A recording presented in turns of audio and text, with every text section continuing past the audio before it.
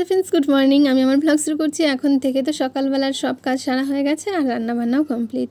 আর এদিকে গাছ থেকে একটা বাতাবি লেবু পেরেছে। আমাদের গাছেই খুব ছোটো ছোটো বাতাবি লেবু হয়, খুব একটা মিষ্টিও হয় না। তো সুইটি বলছে আমাকে কেটে দাও, আমি খাবো। তো দুপুরের সব কাজ বাজ সেরে সুইটির বায়নায় আজকেও ফুচকা বানাতে বসলাম। তবে আজকে দই ফুচকা খাবে না, টক জল দিয়ে ও ফুচকা খাবে।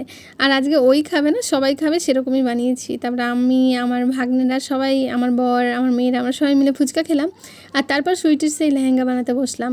টপ পার্টটা আগেই দেখিয়েছি তোমাদেরকে, যখন লেহেঙ্গার টপ পার্টটা বানিয়েছি সেটা। আর আজকে লেহেঙ্গার নিচের লেহেঙ্গাটা কমপ্লিট করলাম।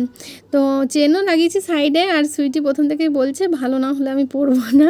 তো তোমরা অবশ্যই দেখে বলো লেহেঙ্গাটা কেমন হয়েছে।